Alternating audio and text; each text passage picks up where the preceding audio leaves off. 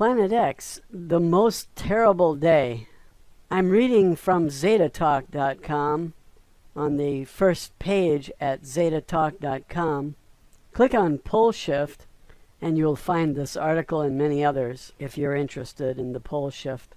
This was written July 15th, 1996, and it's pretty interesting. So let's get into it. The day of a significant pole shift, such as will occur on this next passage of the 12th planet, is one that no human on Earth will be able to ignore. For most, it will be a most terrible day. The first paragraph reads, "Those who have had no forewarning will be no worse off than those who have heard rumors but have been unable to make changes in their lives to prepare.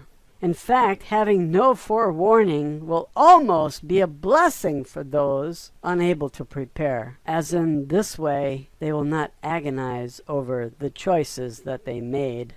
Those who have prepared will be in a state of high anxiety, imagining the worst, regardless of whether a human realizes what is about to happen, but has been unable to take themselves to safety or has no realization. The effect is the same.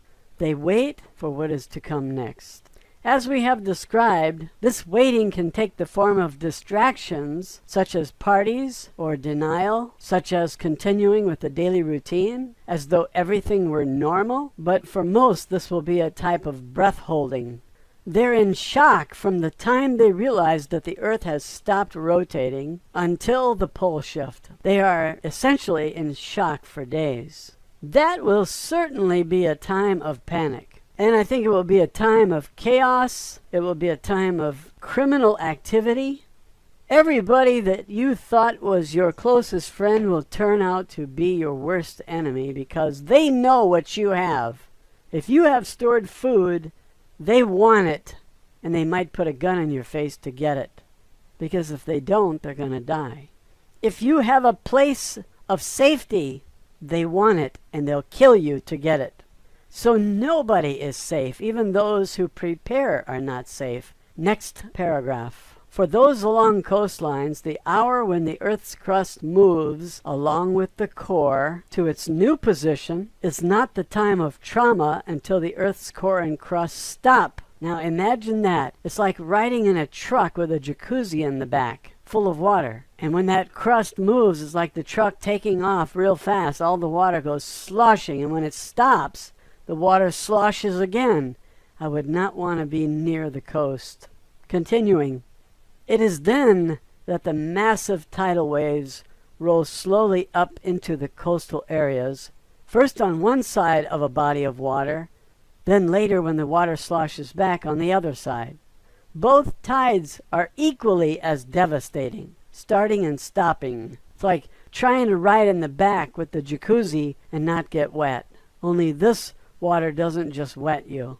It knocks down buildings and drags everything across the land on the way in and across the land on the way out, dragging all the people, buildings, cars, and everything out to sea. Being on high ground along the coastline is no safety factor if the water has nowhere to go, as the press of water behind the wave head will force the water up when meeting a barrier, so one is flooded anyway. You might recall that they found whale bones at the tops of mountains, so this water will go to the highest peaks temporarily. And the whales that they found at the tops of those mountains had bones broken, and they were all ages, which means they died in a catastrophe. So all you people out there who said, I've got a garden and waves, results in being dashed against barriers, and allowing the wave to engulf one is a certain drowning. Fortunately, a painless death. Thus, those along the coastlines die from tidal waves almost invariably, if they are not dead already. This is like a surfer who rides a wave without a board and is slammed against the rocks in Hawaii. I was on the beach in Oahu, and you can really get cut up on the lava beaches. The volcanic flows form these islands, and you know it. You get really cut up when you surf in shallow water in Hawaii. Some places. Where I was on Oahu, and those beaches were nasty. It was a long time ago, 1978. I went 2 years in a row, 77 and 78, I think. I don't remember too much. I can't tell you the specific beach, but I remember you can really I was surfing and I really got cut up. So if you're on the top of the water, you can be slammed against a building, and the building may be made of glass. It's going to be a quick death, I believe, but it could be an awful death. Next paragraph. For those inland, beyond the reach of tidal waves, the earthquakes are devastating. All but the flimsiest of housing is wrenched so violently that it collapses, crushing and trapping those inside. Those inside tents or straw huts will find themselves, along with their housing, jerked sideways, but aside from scrapes and bruises, relatively unharmed. Oh, great. So everybody in an apartment building is going to have the whole building coming down on them, regardless of building codes. None of the building codes anticipated this kind of event. Lying on the ground during this time is in and of itself a protection, as friction along the ground prevents one from being hurled. In the cities, structures collapse, creating the scenario seen after major earthquakes in the extreme everywhere. Some people are going to suffer a terrible death. In California, there were people trapped in a building that fell for a week. Awful. And some of them survived. Very few. If a building comes down on you, you're better off if you're crushed and killed in a second, rather than to live for a week with a structure above you and no way to move, trapped in a small area, unable to get out. And nobody will be able to save you. Whereas in California, they had all the rescue workers there lifting off the stuff, and they pulled the guy out finally. Had dogs looking for the live people and the dead bodies. The injured die from lack of treatment, and the living soon sicken from drinking sewage-contaminated water. And with transportation blocked on all sides, starvation soon takes its toll also. Have a nice day. Sorry, folks. I think it's better for you to experience it here with this video and have some idea what's coming than to close the door on this information and wind up in it'll be preceded by days of darkness on one side of the earth and days of light. You can do something in those times, because at that point you will know we're in for a pole shift. I would grab a shovel and drive to the country, dig a hole, and if there's a powerful wind, I'd get in the hole. Make sure you have water, because you're not going to last long without water. Food, you might last a month, maybe, but the water will be worth its weight in gold.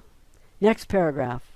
Those living on subducting plates that border the oceans will find themselves covered with a depth of ocean water that they cannot resist. They will surely drown. That means all of India, over 1 billion people, will drown in India, because the Himalayas will push right over this island of India.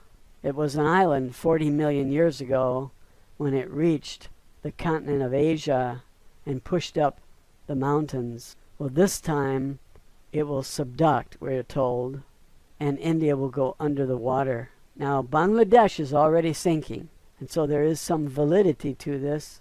Indonesia has already sunk.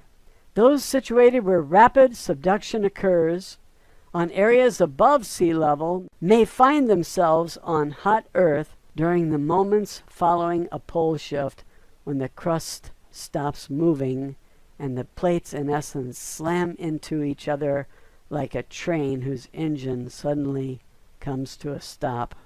Now when those plates crush together, it creates a lot of heat and it melts rock. And you don't want to be near that hot rock. So you might do well to know a little bit about the tectonic plates. Now you can do this in advance. Whether or not there's a pole shift, it won't hurt you to know this stuff. I don't think there's any place on earth that's absolutely safe. If it isn't the ocean sloshing, the rock melting, and the winds blowing, then you can look up in the sky and see all the petrochemicals raining down upon you. If there's any oxygen in the air, it will burn those petrochemicals. You'll see fire coming down from the sky, meteors showering down on you with an average weight of 70 pounds. And as they're coming into the atmosphere, they have fire because they're hot, and it will ignite those petrochemicals, and it will burn up all the oxygen in the air. So you suffocate from a lack of oxygen. So tell me where it would be safe, because I'm dying to know. You guys with your gardens who are writing to me and telling me you're going to be safe because you have a garden, you don't know what you're talking about. A knowledge of the tectonic plates is vital, because when these plates crush together and the rock melts, you're going to cook. She says, here, I'm talking about Nancy Leader, she says, here height helps, as the greater the distance from where the friction between the crusts is creating heat, the better. So she's saying, find out where the contact points are between the crustal plates and get the hell out of there. Get as far as you can from there when you have these days of darkness or light. In China, they're going to have darkness. In New York City, they're going to have noonday sun for 3 or 4 days.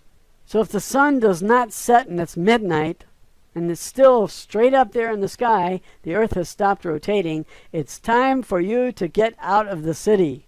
Get away from the coast and get away from the tectonic plates.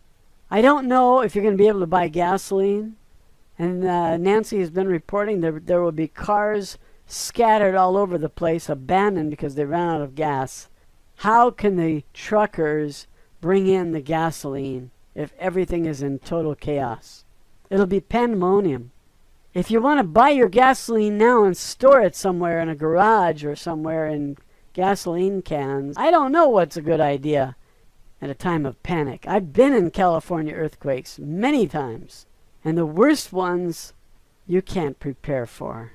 How can you prepare for a building falling on you? How can you prepare for a freeway falling on top of you? And then combine that with the tectonic plates crushing together, heating up, melting rock, winds blowing, petrochemicals raining down from the sky, meteors falling on you.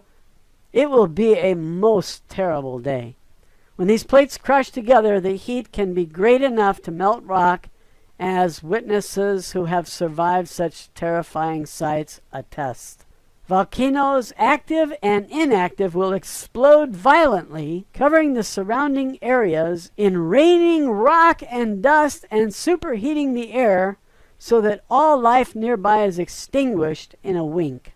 Next paragraph. Lightning and firestorms from falling walls of flaming petrochemicals formed during the interaction of gases with volcanic heat and continuous lightning cannot be predicted.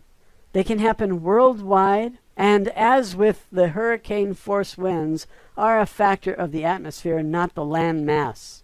Where they are rare, these firestorms are devastating and burn all beneath the falling wall of flame in a holocaust. The horrified victims have little chance to even realize what is happening before they are engulfed and lose consciousness from the lack of oxygen. As with spontaneous human combustion, the victim is unconscious during the burning process.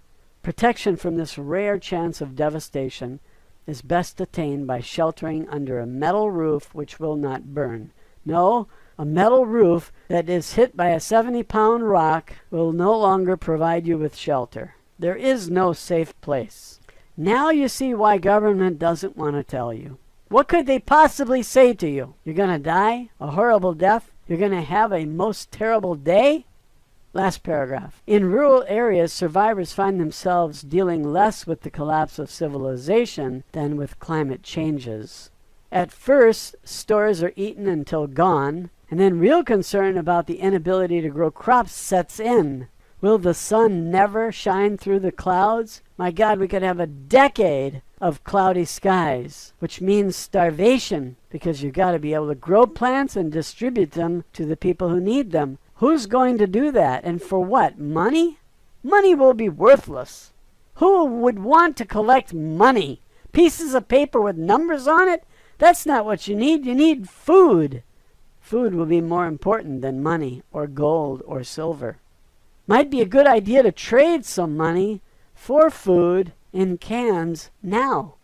But how long will you last? You can't last a decade. When the sun is no longer shining through the clouds, this will cause people, the survivors, to wander, seeking a land where the sun shines. And these people will be thinking that they're on the wrong side of the earth for some reason. How far can they wander? And how convenient will it be to find water along that route that they wander? Starvation soon has survivors eating everything in sight, chewing on old leather, eating the branches of dead trees. But still the gnawing hunger continues. Death by starvation is also relatively painless, as a stupor sets in. The mind is dulled, and languor envelops the human, who is essentially asleep when death comes. This is the end of the most terrible day. Thanks for watching.